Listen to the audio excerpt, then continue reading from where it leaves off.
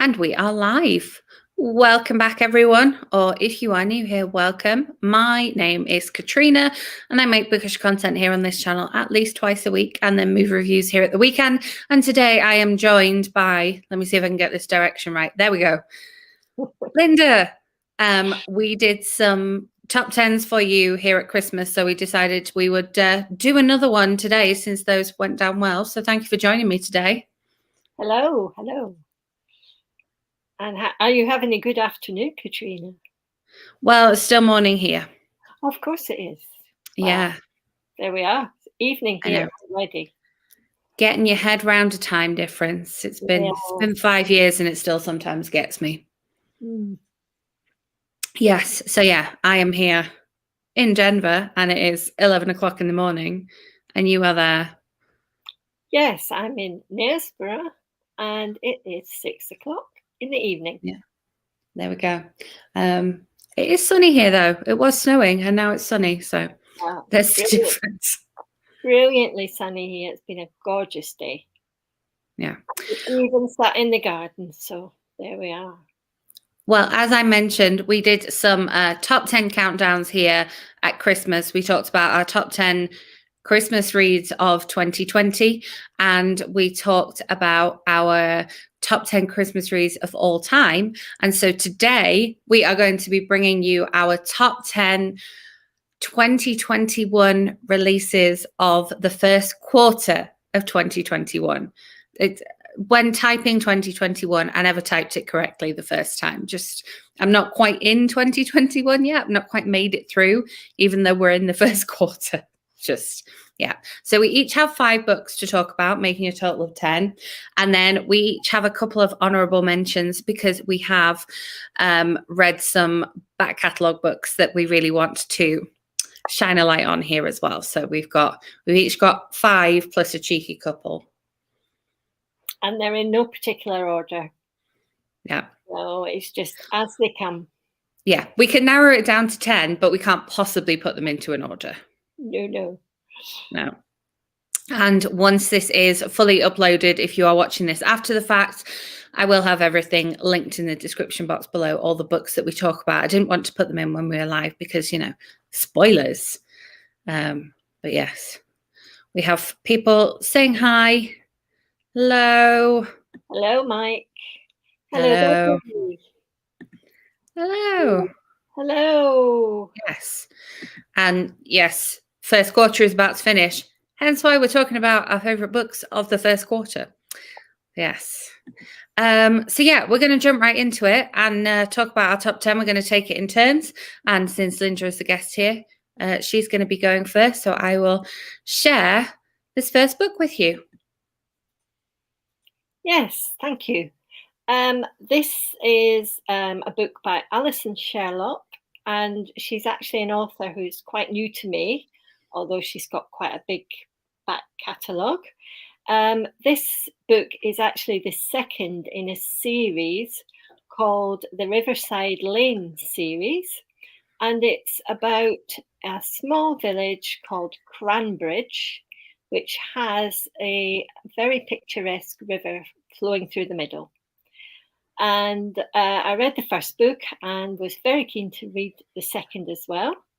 And in this one, basically the village has been, it's sort of past its heyday and everything's a little bit run down. And in this case, we're talking about the newspaper office, because it has its own newspaper, this village. And we have a lady called Lucy, who's actually having a bit of trouble with the paparazzi in London, where she lives. And she's just come out of a very, very high profile relationship. And they basically won't leave her alone. So her very kindly uncle, who owns the newspaper, says, go to Cranbridge and I'm sure we'll find you something you could do in the newspaper office. And so she does. And she actually finds, first of all, she thinks, oh gosh, what am I going to do in the middle of nowhere? But she actually finds out this is actually quite a nice place to live. And as you can see by the cover, there she is sitting on the bridge over the river, the handily placed duck. and a dog by her side. Now, the dog is a kind of, I think, the star of the book. The dog is lovely, shaggy dog called Keith, of all things. And he's a bit of a stray, but he keeps turning up round about where Lucy is. And in the end, she takes him in. So I really enjoyed the book because I love a book with a dog in it. And also the whole book had a lovely feel to it. Lovely village with a community spirit. And even though things are not the way they used to be, they're getting better. And so Lucy's looking to not only save the newspaper, which is in danger of going bust, but also save the handsome editor of the newspaper, funnily enough, who's lost all his confidence, and generally try and get things going a bit more in the village. So really enjoyed this. I'm not sure if there's going to be any more parts to this series. I kind of hope that there is, because I'd like to see various other people coming to star in subsequent parts, but I don't know. Anyway, I could recommend this as a nice, I was going to say easy read. It was quite a quick read for me, but I very much enjoyed it anyway. It's interesting. My library has this one on audiobook, and it's one that like pops up in the recommendations when I load Hoopla. It's like, oh, you might like this. I'm like, I probably would, yeah.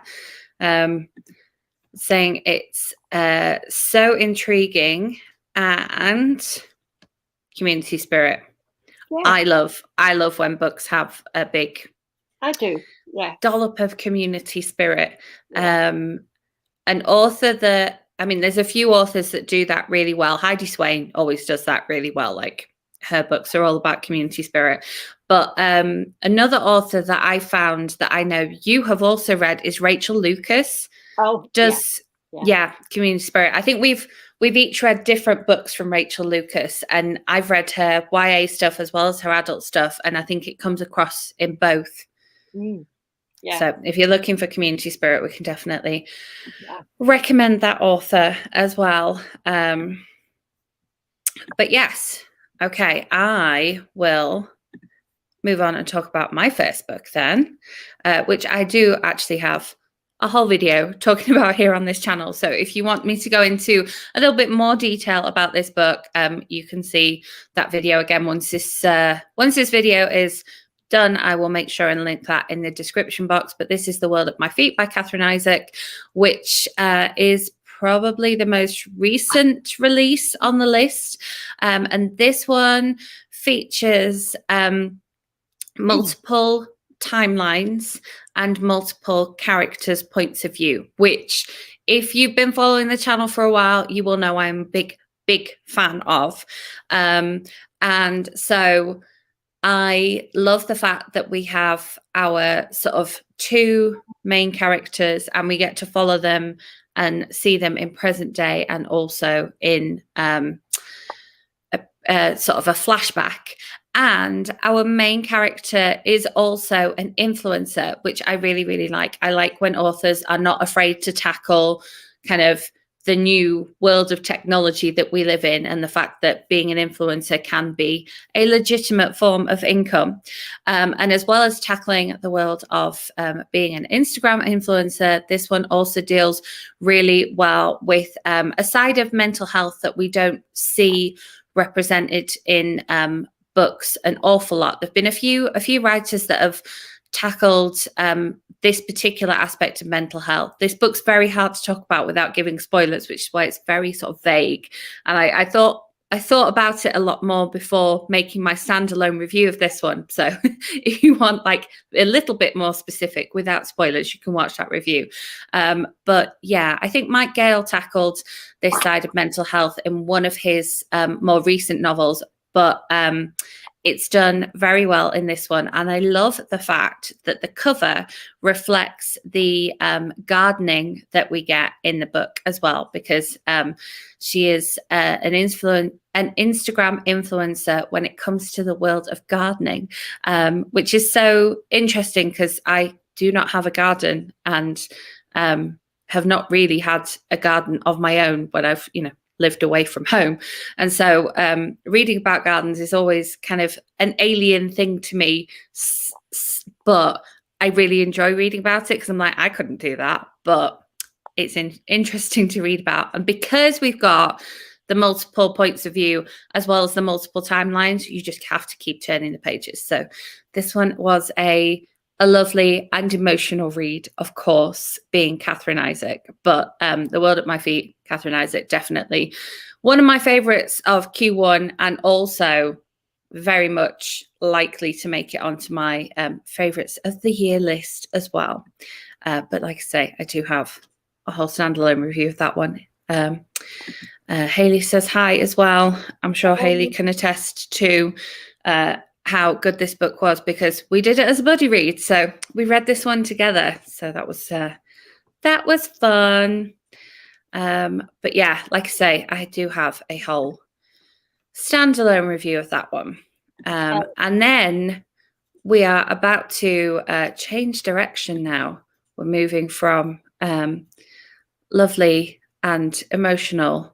Oh yeah, here we go. Hayley does agree. To something a little bit darker. Yes, totally different. This is, again, like my last book, this is part of a series. And this is the 6th book in this series, A Fatal Affair by Faith Martin. And the series deals with the Oxford City coroner and a female police officer who work in tandem to solve some crimes, murders usually. Once where the coroner has listened to all the evidence given to him and has decided that perhaps the jury's not quite right when they've come up with their verdict on what happened. And he has contacted the local police, and they have lent him the WPC, the lady female police officer, because basically the inspector who is in charge of her really finds her a bit of a pain. He doesn't want a woman policeman in his police office, to be honest. This is actually set in the 1960s, when women weren't really as common in the police force, and they weren't given very high-powered things to do. And the female police officer in this case is called Trudy Loveday. And Trudy is delighted that she's actually been given a bit of freedom to do something other than the mundane tasks that the inspector gives her. So in this particular instance, the case they're looking at is where a body has been found early on in May Day, actually near the Maypole, where all the celebrations are going to happen. And she's found there dead and not in a very nice state, let's say. And subsequently, her boyfriend, who happens to be the son of a high-ranking police officer, is found hanged in a nearby barn. And basically, the police officer doesn't want his son to end up with being painted as a murderer and having committed suicide. So Trudy and the coroner, whose name is Clement Ryder, get together and look into all of this. So they have to look at all the different possibilities of what might have happened to the girl and to this young man. And in the course of their investigations, they talk to all sorts of interesting people, some of them very rich and full of themselves, really, and some of them very ordinary people from the village. And there's a lot of twists and turns in this story, and that comes to a very, very thrilling climax. That's all I will say about that, the climax. It was very thrilling, and I was on the edge of my seat. So we like a nice twisty turny book. In all of these, as I say, this is the 6th in the series, and in all of these, I've been like, I really don't know. I don't know who did this. I'm not very good at guessing, which obviously is a sign of good writing. Yeah. All of these are set in Oxford in the 60s, and Faith Martin has certainly written another series prior to this that I followed, again dealing with a female police officer in Oxford, but in this case a bit more modern than these. Yeah. So, like I say, we've kind of changed direction. We've gone from little villages and then, Instagram influencers to do with flowers and with crime. So I'm going to change direction again. I have a YA offering for you. This is As Far As You'll Take Me by Phil Stamper. This came out in February in the US and in March in the UK. And this, I think, is this the US cover? I can never remember which one's which. I like both covers. But yeah, I really, really enjoyed this one. This is Phil Stamper's second novel. And this one did the almost impossible task of making me miss and yearn for the passport hall at Heathrow Airport, which is, it's not a nice place to be, especially when you're coming off a 9-hour flight and you're really jet lagged. But this, just the way he described it, you could tell that he'd been there multiple times, and just I could almost smell it reading this description of it. And it happens fairly early on. So our main character does travel to London, and so we have the pleasure of spending time with him as he is in and around London and having a bit of an adventure. But again, a bit like my last choice, this book does tackle a not so often talked about mental health subject, and this is one where it is talked about in other novels, but always in the context of female characters. And here we have a young male character dealing with this side of his own mental health. And so that's one of the things that I really liked about this one. There's a bit of romance in it. There's it sort of tackles what happens as you're growing up and sort of friendships change and the sort of almost grief that can come with that. And then we've got ourselves touring around London and the mental health aspect as well. And again, it's hard to talk about without giving a lot of spoilers, but those are like my highlights of the book. And this one was one I did absolutely fly through. I did do this one on audio. I was lucky enough to get an audio review copy, and I did his previous book on audio, and it's the same person who narrates both books. So at the end, I'm not sure if this is the case with the full finished version, but you can definitely find this. There's a conversation between the narrator and the author, and how the two books were very, very different, and the two main characters were very different to narrate. And so Phil Stamper talks to the narrator and says, how was it switching gear and narrating this new main character, having done the sort of two main characters in the previous book? And that was, I really love that insight. I love an author's note at the end of a book anyway, or at the beginning of a book. I love an author's note where we get a little bit of insight. And so hearing this between the author and the narrator was really cool. So I recommend that book, but I specifically recommend the audio of it. Yeah, Hayley likes the sound of this one. See if you can get the audio. It was a lot of fun, and bit of romance, bit of London, bit of travel. Whilst in London, they do travel to other places as well, which is always fun. But I thought we'd mix it up. I do like how different our list of books is. So we've had some romance and some kind of almost general fiction. We've had some crime and some YA romance, and now we're moving back to something that sounds a little cozier, maybe, perhaps. I think this one's possibly the most recent release on the list. This one literally just came out. Yeah. Last week. Did it come out on Thursday? Yes. Yeah, there we go. Okay. Here we are. Yeah. So this is Summer Kisses at Mermaid's Point by Sarah Bennett. Now, this is also going to be part of a series. You'll think I read nothing but series at this rate. But this is the first in the series, the first book. And it's quite interesting. Mermaid's Point is actually the village where the whole story is set. And I must say, it's a village that I would very much like to go to. It's a seaside village. I always like a seaside village. And the main characters in this are the Morgan family.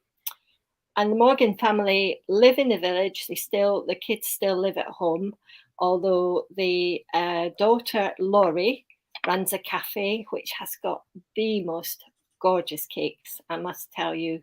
She spends her time baking cakes all the way through this story, which is not good if you don't want to end up hungry and wanting coffee and cake at the end. And the cafe is next door to the gift shop, which is run by her mum and dad. And it's got all the usual sort of things you would find in the seaside. And her brother, Nick, runs boat tours where he takes people out to see the islands that are in the bay. So what's happened here is that they've had a few bad summers, and therefore the tourist trade has dropped off. And coincidental with this, somebody has posted on the internet some pictures that seem to suggest that at the edge of the bay, where the rocks jut out into the sea, there is a mermaid sitting there and then going slowly into the sea. And so this actually has the effect of making the place absolutely packed with tourists, as you can imagine. But it doesn't last long, this. Suddenly, they're not there anymore, the tourists. And coincidentally, a reporter from the big city, Jake, he arrives in Mermaid's Point, and he's been sent there really for a bit of a rest because he's been on a very trying case and has really needs a rest. So at the same time, his editor has said, go there, have a bit of a rest, but find out what's going on with these mermaids. So he does that, and the rest of the book is involved with him meeting up with Laurie, of course. And interestingly enough, her name, Laurie, is actually short for Lorelei, which is connected up with mermaids. Her whole family seems to be connected with mermaids, or tales of mermaids, I should say. Although maybe tales is not the right word. Stories. So he's looking into that, but he's also looking into Laurie because he thinks that she's really quite interesting, and she thinks that he might be interesting as well. But unfortunately, things take a bad turn, as they do in these things. The course of true love never runs smooth, as a certain bard once said. And so what we have then is a romance that is budding, or maybe not. And what is going on with the mermaids is the question. And we do find out what's going on with the mermaids, which I'm not going to tell you, obviously. So it was an interesting read. You don't have to believe in mermaids, I don't think. But as I say, the village sounded really nice. And to be a small village, it did have quite a lot of good things in it. You know, not just the cake shop, but it had the most beautiful deli. It had the most wonderful fruit and veg shop. So, yeah, it would be a nice place to live. And here we are. We have some more community spirit. Somebody said they liked community spirit. So yeah, there we are. Well, they also said that this sounds cozy, nice, summery, perfect for the season.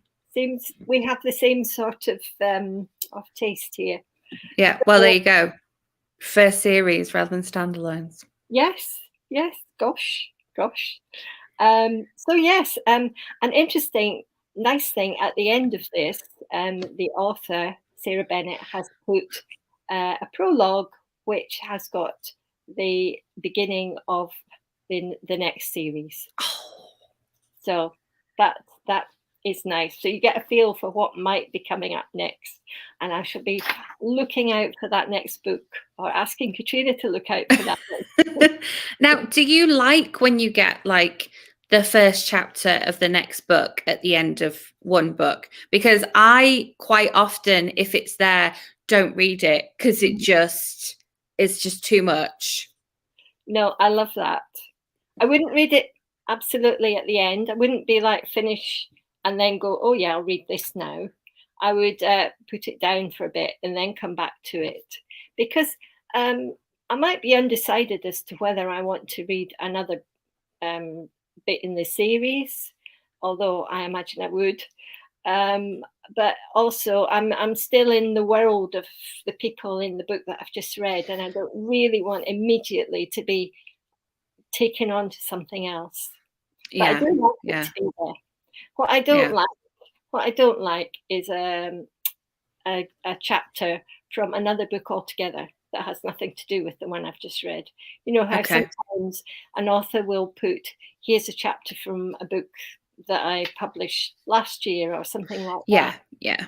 I don't much like that. I never read those. Okay. So, sorry, authors.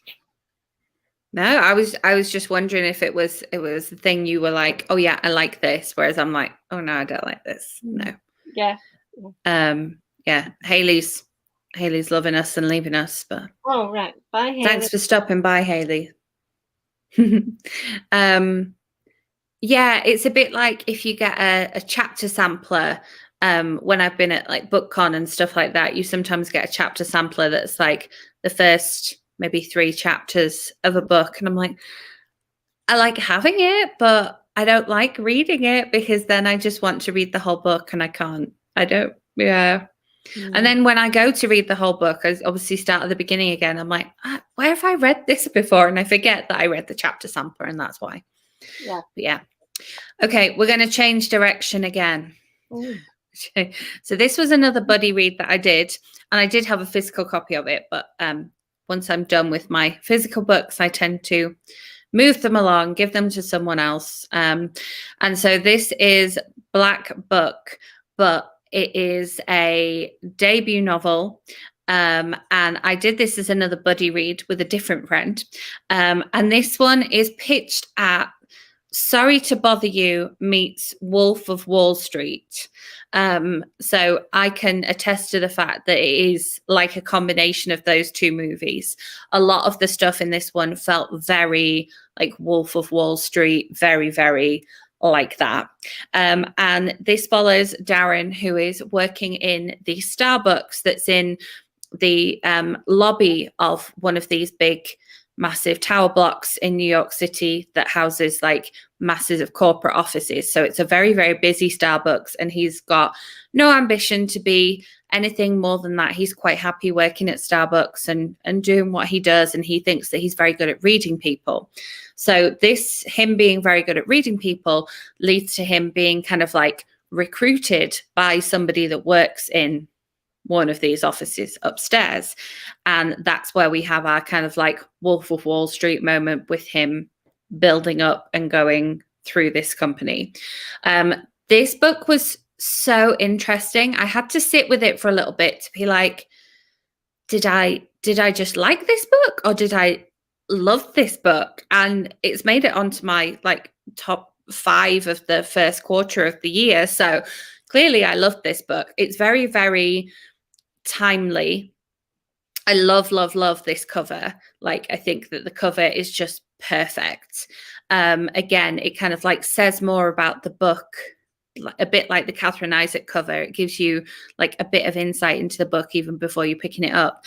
And what it sort of says about like racism within the workplace, and how it's different for these young white guys within the company compared to Darren, a young black guy within the company. A lot of the kind of racism from the higher ups within the company is really uncomfortable to read, like definitely really uncomfortable to read, but also feels like complete reality. Like you could totally see it happening. And it was, really interesting watching how Darren changes and evolves over the course of the book. It was very, very compelling as well. I read sort of like the first third of it, and then once I got into the next third, I just kind of powered through to the end because I was like, I need to work out what happens in this one. And I did do this as a combination of reading the physical book and listening to the audiobook. And the audiobook has some like sort of musical interludes between each section as well. And interestingly, this book starts out with Darren, the character, talking to you as the reader. So most of it is in first person, but there's these little interludes throughout that are in second person, which is like really quite interesting. And additionally, I really love the fact that as I was reading it, they go to cafeteria and order the lemon ricotta pancakes, because you and I have been to cafeteria and ordered the lemon ricotta pancakes. And they were so good. So good. They were so good. They were, it was that combination of, we just got off our respective flights and gone straight there for lemon ricotta pancakes and cocktails.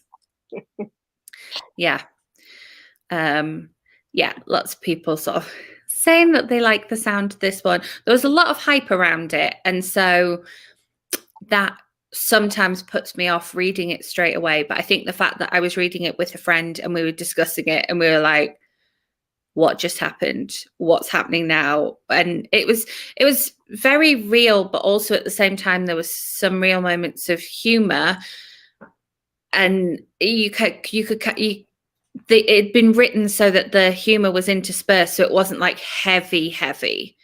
It was, you'd have a heavy moment and then you'd have something silly happening. But yeah, definitely a timely one. And then going back to the thing about the chapter or the start of a next book in a series, Debbie says that if it's a series, we like the follow-on chapter. So yeah, I think that was so with the Mermaids Point one. Yeah, it was good to read that, and I felt then reassured as well that my people were going to be in there again, because sometimes you read a series and it's a series about a place rather than people, and you kind of lose the people that you got invested in your first book. Yeah. I suppose it is reassuring. Yeah, that's it. It's nice when you know that you're gonna meet these characters again. Yeah. So you do feel like they're friends of yours? You do, yes. By the end of your book, you should feel they're your friends, I think. Unless they're horrible people, of course. I want my murderers from the Faith Martin series to be my friend. No, definitely not. No. Okay. Well, let's lighten back up again. Yes. Okay. So now we have All You Need Is Love by Jessica Redland. Now, I think about this time last year, I had never read anything by Jessica Redland, and now I've read so many of her books. I love her books. She's a lady who lives not that far away from me in Yorkshire, and a lot of her books feature a fictional seaside town called Whitsborough Bay. And Whitsborough Bay is based on a real town, which I can identify from the features that she talks about in her Whitsborough Bay books. She does have other books, which are, again, a series that she started on, which I've been following, which are not in Whitsborough Bay, but are close by, so it's okay. So this one in particular, this is quite an emotional book, because it's not just a romance. It is a love story, but as well, there's a very, very serious part to it. So we've got Gemma and Sam, and they both come from Whitesborough Bay, but coincidentally, they are both currently residing in London.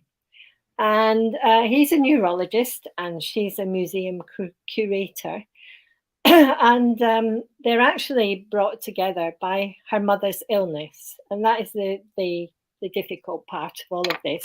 Mother is suffering from a nasty disease, excuse me, that affects all too many people. And she's going through a really tough time. And Gemma decides that she is going to move back to Whitesborough Bay and be with her mum. Her mum runs a teddy bear shop in the middle of the town, and she makes and sells the teddies. So Gemma has worked in the shop from time to time during school days and the like. So she decides she will come home and take over. And Sam decides he's going to come home as well because he's been offered the chance of working in the local hospital. And he ends up looking after Gemma's mum, which is very nice. But it is, parts of it are quite difficult to read because Gemma's mum is having some nasty symptoms from this disease. And so Gemma and Sam go through a few ups and downs, and we hope that eventually they will come together and, fall in love and have a good time. That's what we want really in these books. And it's got a few lighter parts to balance out the nasty bits, but Jessica Redland does deal with this illness very sensitively. So I was very impressed with this book. Really enjoyed it. As I say, it's got the lovely love story, but it's got the sad part as well. But not too sad. Everything might work out in the end. I'm not you never know. Yes, you never know. Yeah. But again, nice seaside town. Not so much community spirit because it's a bit bigger seaside town. This is not a little village, but it's got all the ice cream shop and the fun fair and everything going on. I don't think you've mentioned whether this one has a dog in it or not, because most of the other ones have dogs in. I'm sorry to say there is no dog. Well, no dog that comes to the fore. A dog may be mentioned in passing, but not a starring dog, shall we say. Not a dog with a starring role. I will say in her other series that I'm in the middle of following, there are some other animals that I very much like to hear about. Well, the title kind of gives that away. Yeah, they're very spiky animals that might be in my back garden, I hope. I'm sure I will be talking about that if we do a second quarter of the year. There we go. There's a preview for upcoming video there for you. Yeah, okay. We're going to switch direction again. I'm going to briefly show you the cover of this one because I have a slightly different edition as well. So moving on, again, if you've been following the channel for a while, you will know that I am a big fan of Amanda Lovelace and her poetry. I have a whole video talking about her first poetry series, which was 3 books in the series. And then this Shine Your Icy Crown is from the her 3rd series, which is called the, let me find, it's the You Are Your Own Fairy Tale series. So the first one was called Break Your Glass Slippers, and this one is called Shine Your Icy Crown. So they're all based around fairy tales, but I'm just going to switch back to me for a moment because I got she always does a partnership with Target, so you can get the Target special edition, which has some like bonus poems at the end. But this is the first time that the special edition has also had a different color of cover. So this is very much the like Disney Cinderella color. It's that very much Disney blue, and I love the fact that on this one the crown is pink as well. Oh, and this Yeah, and I mean, you can see I always tab these up when I'm reading because they have illustrations in as well. And in between each section of the book, the illustrations are like this, our enchanted forest that we have there.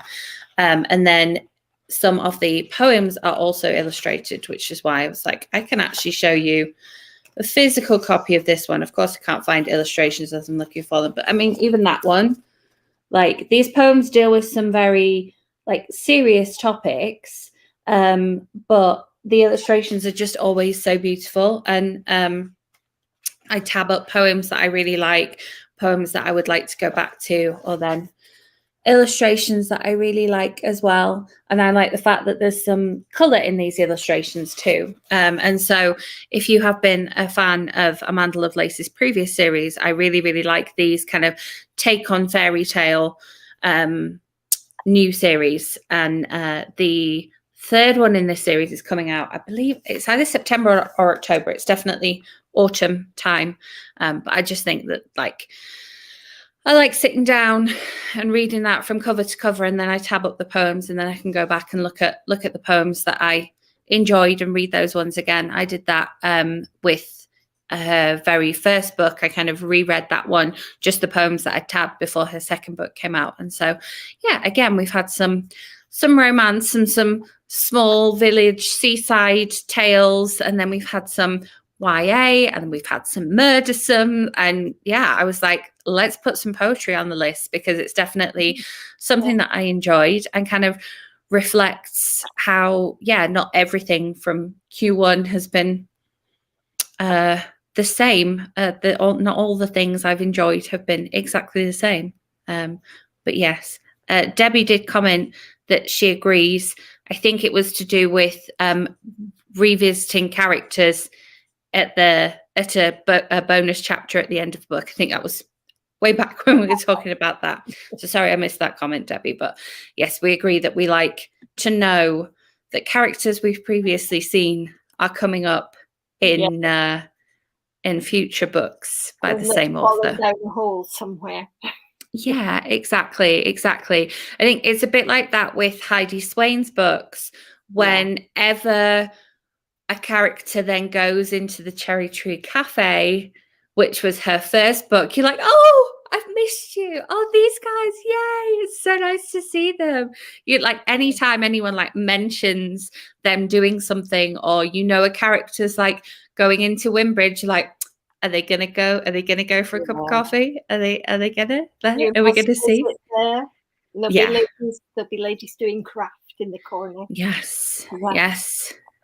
And some sort of new cake. Oh, yeah.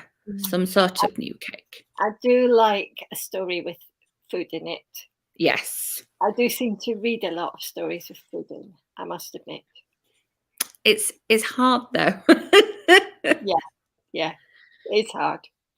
Yeah, it is definitely. Always, gotta love it. Gotta love seeing the characters. Yeah, and also the food. Definitely the food.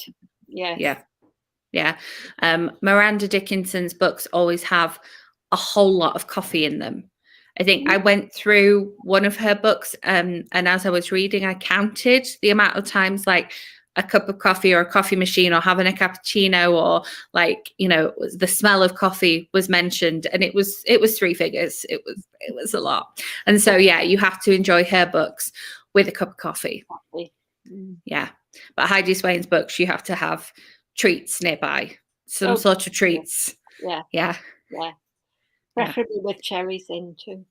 Yeah, obviously. Okay. We are going to talk about your last book that was released in the first quarter of the year before we go on to our bonus mentions. So here we have a Jill Mansell novel. Exciting. And Now You're Back by Jill Mansell. And I think this has got such an attractive cover. It's so bright and cheery. And also the title, I was like, ooh, a song. It's in a song. I had to start singing it to myself. I wouldn't do that to you. I wouldn't do that to you people. Anyway, Jill Mansell, I just love her stories. Every January, without fail, there's Jill Mansell with a new book. And they're always really, really, really meaty. They're good stories. The main story line is like the trunk of the tree, and you've got all the branches coming off. And so you get really good value out of a Jill Mansell book, I reckon. So anyway, this one, it's again, there's hope for romance, but there's also a lot of serious things going on in the side branches, as it were, of this book. So we've got the central characters here, a lady called Dee Dee, and a man called Shay Mason. And they get together in school. They become an item. And but then things go wrong subsequently, and he suddenly leaves the town where they live, Elliscombe, or maybe a village where they live in the Cotswolds. He leaves under a bit of a cloud and just leaves, doesn't even bother to say goodbye to everybody. Suddenly he's not there.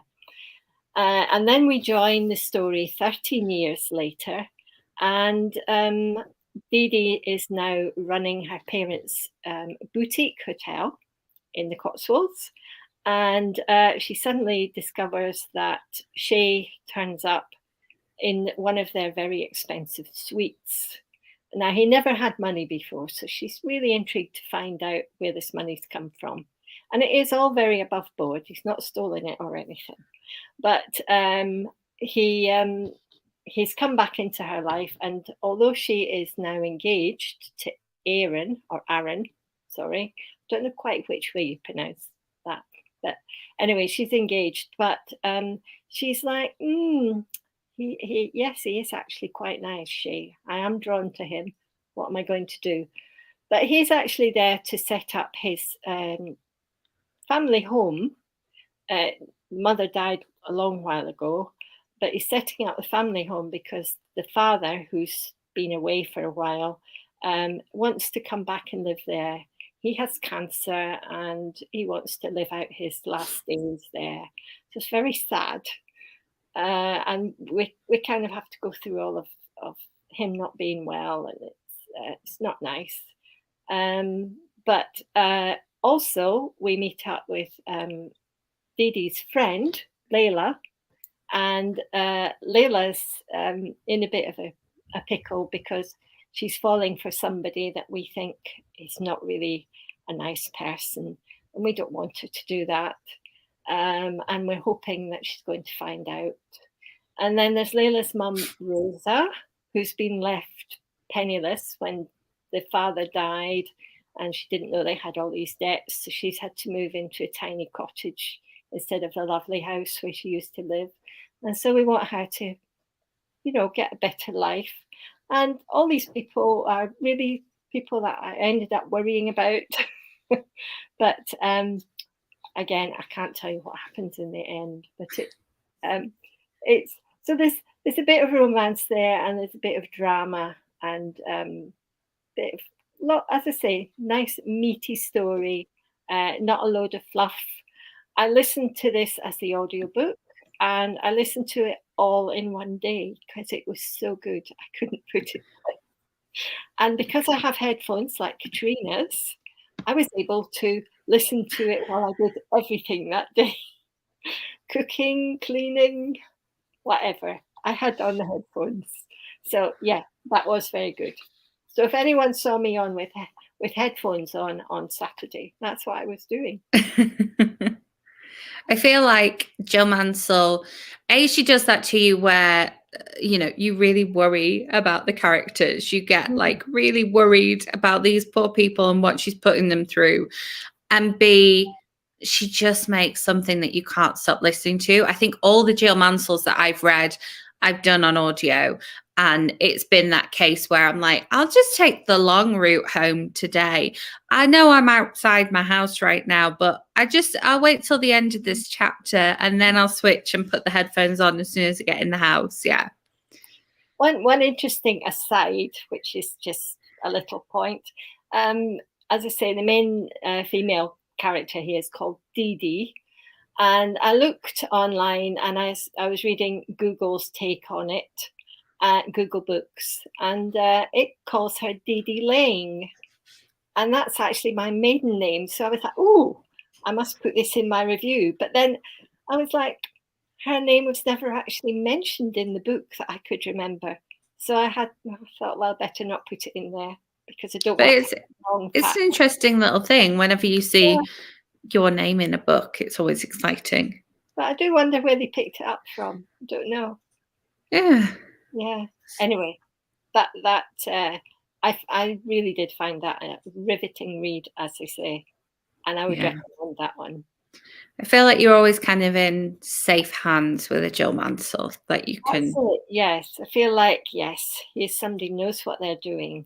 They're writing this book. I'm not saying that any of those other authors didn't know what they were doing, but I know I can always pick one of her books up and I'm going to enjoy it. Yeah, get lost in it. There is one a year. That's it. Yeah, it's great. Yeah. Okay, I'm going to talk about my final new release from 2021, and then we've got a couple of bonus ones that we will talk about very briefly. But this one is another one that I have a whole standalone review of and is incredibly hard to talk about because of spoilers. So this will also be very brief, but this is The Island by C.L. Taylor. C.L. Taylor came on this channel and talked about this book in celebration of its release earlier in the year. So make sure you watch that video because she talks about the writing process, and we talk about, I do go into kind of what I liked about this book in that video as well. And then I do have a whole standalone review, which again was thought out to not include any spoilers, which I always worry if off the cuff I accidentally give a spoiler. But basically, this is her YA thriller of the year, and then we have her adult thriller of the year coming out on the 29th of April, which is her last holiday. But if you are already a fan of C.L. Taylor's thrillers, you will definitely love her YA stuff, because it's basically got all the same elements, but because it's written for a slightly younger audience, it's like so fast paced. So I read this all in one sitting. I started it around lunchtime and finished it before bedtime. So if you're looking for a fast-paced thriller, don't be put off by the fact that this is YA. It's still got everything that you come to expect from C.L. Taylor, aka ending every chapter on a cliffhanger, so you have to keep turning the pages, you thinking that you know what's going on, and then her throwing you a complete curveball and you're like, well, I know nothing. Apparently, I know nothing. And because this is set with 6 teenagers going and things happening to them on an island, this has got this like claustrophobic feeling. It had slight feelings of Lord of the Flies, which is a book that I hated. So I feel like we've got like a much better version of Lord of the Flies here.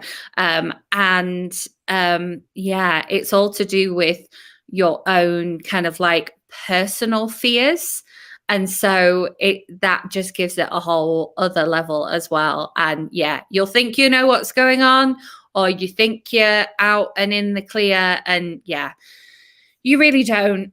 And you're really not. And it was just wonderful. And as I say, I have a whole standalone review which goes into some more detail without giving spoilers.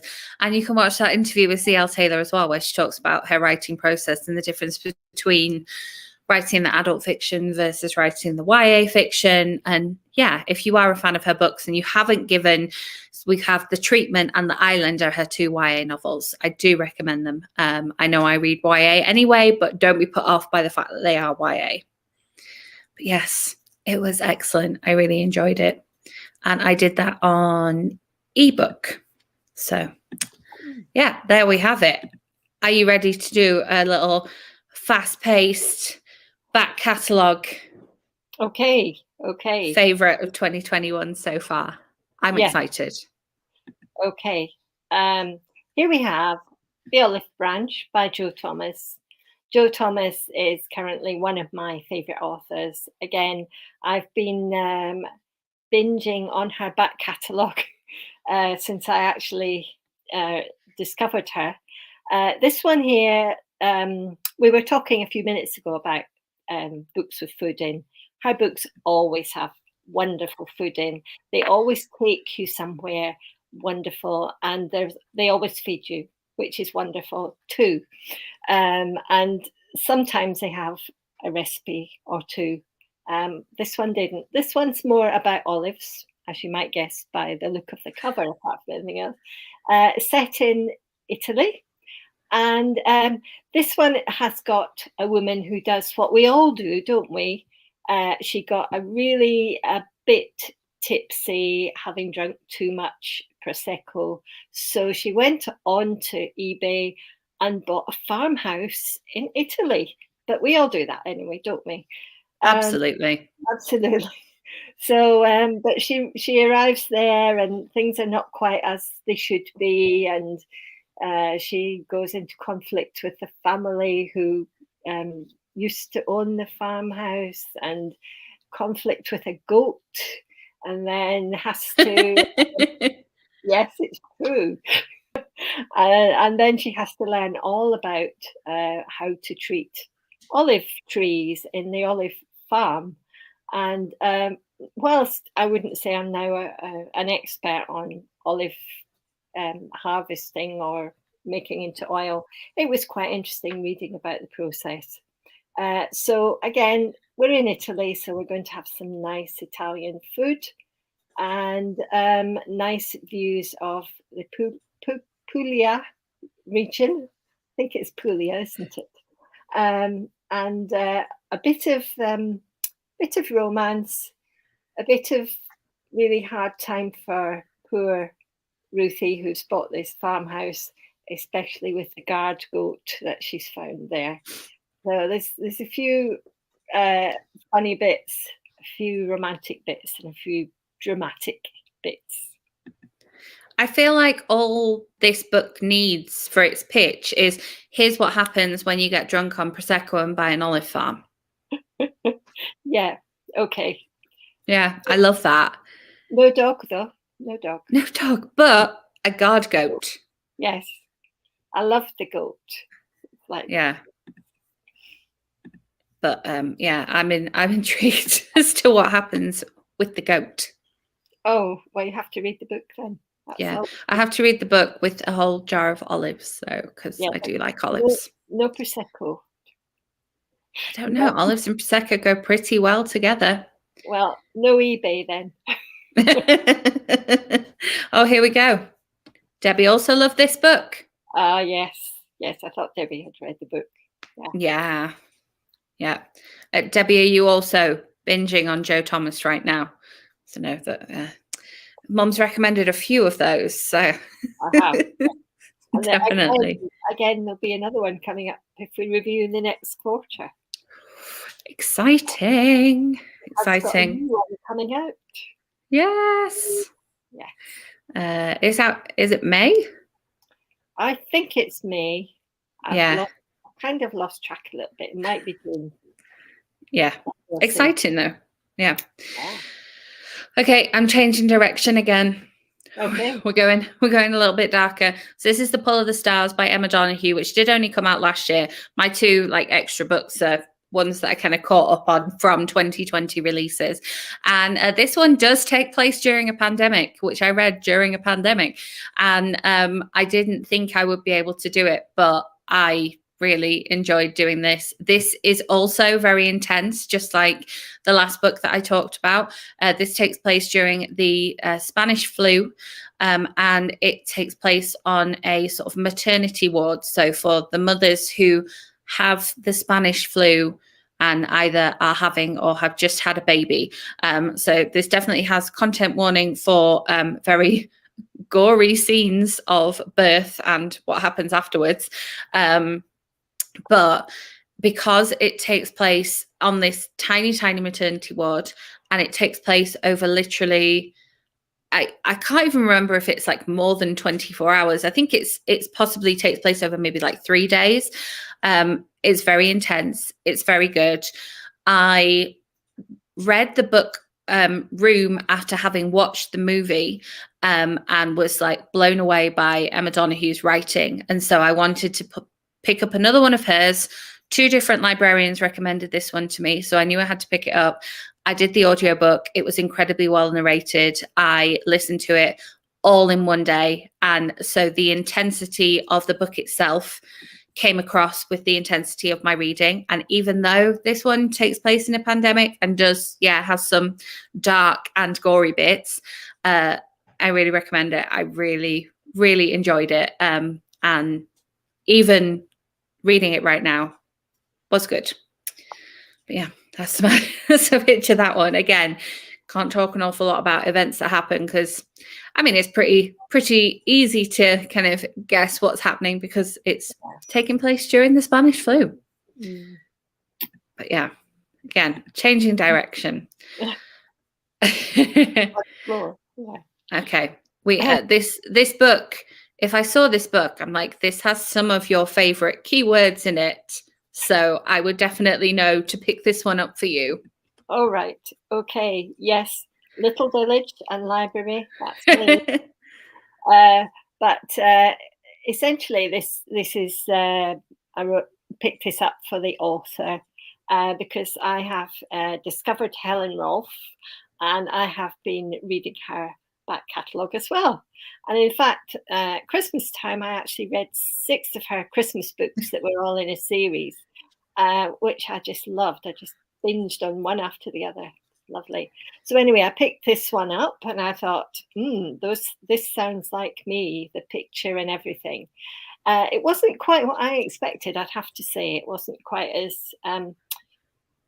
light as I thought it would be. The Little Village Library, there is a library and there is a village, obviously, Cloverdale. But the library that's referred to is the Library of Shared Things, which is being set up as an annex to the actual village library. And I loved the idea of this. And I found out there are actually, this idea does actually exist in places. And it's a library where you can borrow useful items if you live in the community, and you can borrow them for a nominal fee, like £1, and you can take them home and try them out, see whether you would actually like one. So anything from a bread maker to a chainsaw, you can borrow and try out. We find that there's a new family have moved into the village. It's a man called Adam Parker and his 2 children, and he gets involved with the running of this. And all the local ladies think, ooh, a single parent. Ooh, yes, that sounds interesting. So they're really wanting to find out what's going on. And then things begin, the rumour mill gets going, and there's a lot of talk about where is the mother of this family group and what's happened to her. And it grows and grows through the book. It's so skillfully written that it just keeps coming back and coming back. And in the end, I was like, "Ooh, what's happened? What's going on?" It's all gets explained in the end. And I did actually guess before the very end, but it didn't mean that I didn't enjoy the book. So I would recommend this one, and Helen Rolfe in general. I love her books. They're always very, very good. Yeah, I love the sound of the series that you read at Christmas. It sounded fantastic. And again, she is an author that when I log on to Hoopla with my library, she's always kind of recommended to me, be like, yes, Catriona, you'll like this. I'm like, I know I will. I know. It's the case of so many books and so little time, isn't it? Yeah, exactly. Yeah. Okay, so my final special mention is another 2020 release, and this is Julie Buxbaum, who is an auto-buy author for me. She writes YA fiction. Her first 2 novels were very, very like YA romance, very, very sweet. Like the kind of romance in her first couple of books, like definitely gave me butterflies. And then she started tackling kind of real world things and putting them into her books to see how her characters go through these things.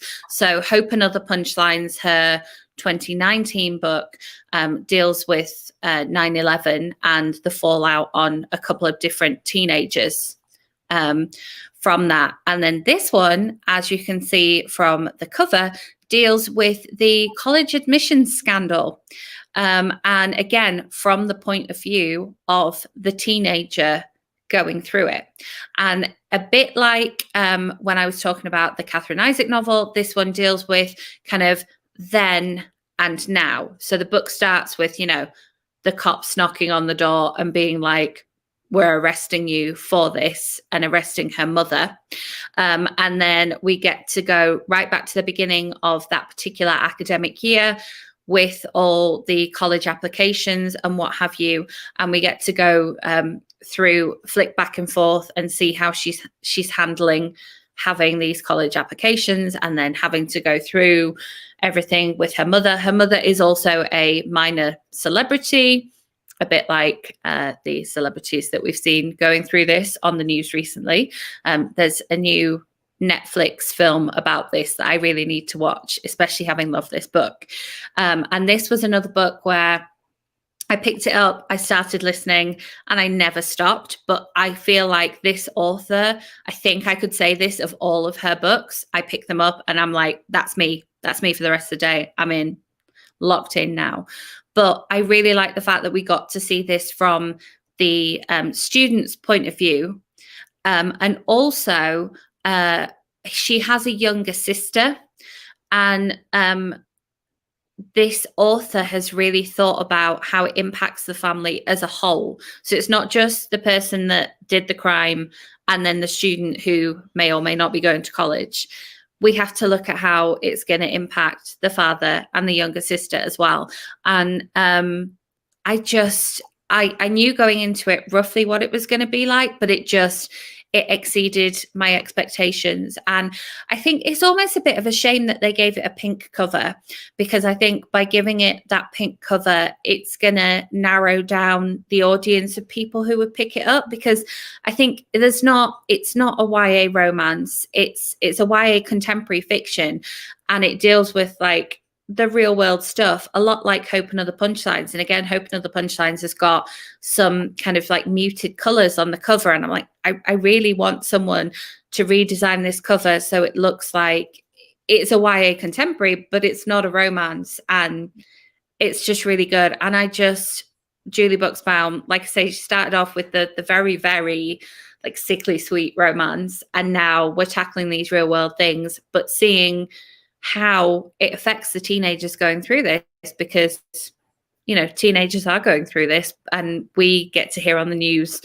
how it affects those minor celebrities, but how has it affected the children, what's going on in their worlds. And so yeah, I really loved it. Yeah, okay, so there you have it, our top 10 and a couple more favorite books of 2021 so far. And we have a lot of excitement for a few books by some of these authors that are coming up and being released within the next quarter of the year as well, which is even more exciting. Yes. Yeah. Lots of stuff about next quarter as well. I know.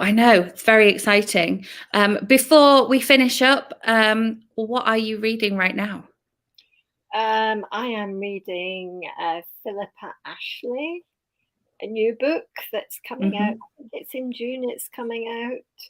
And as you might guess, with Philippa Ashley, it's set in Cornwall. Oh, nice. And I'm just getting into that. So we've got Cornwall, nice little fishing village. Is there a dog? Well, not yet. I'm only like 15% of the way in, so there's time for a dog. Yeah. But there's boats, and already 2 very interesting looking love interests there. So I think I'm wondering where we're going to go with this one. Nice. Well, I am 20% into The Road Trip by Beth O'Leary. on ebook. I love Beth O'Leary, and I like a road trip. And we've reached a point in the book where they are just outside Banbury. So I'm like, we're traveling along here. I'm like, I know where we are. So yeah, I'm excited to read some more of that, and I'm listening to my 5th Mike Gale book of the month, because if you watched my March TBR, we're calling it Mike Gale March. I've been reading them with Hayley, and I'm listening to my 5th one, which is his non-fiction book. So it's very different, and you'll have to watch my March wrap up to see what I think of both of those books. Definitely. Right. As I say, if you are watching this after the fact, all the books we talked about will be linked in the description box below. If you enjoyed this, give it a thumbs up. Thank you so much again to Linda for coming and joining me. And do let me know in the comments if you would like us to do this again for the end of Q2. Very exciting. We've got lots of exciting releases coming up in the next few months. So yeah, let me know if that is something that you would like to see. And thank you to you all for watching. I will be back with another video for you on Thursday. So yeah, I will see you then. Okay, bye. Okay, thank you everybody. Bye. Oh, we got some thank yous here. Thanks for watching, everyone. And yeah, happy reading.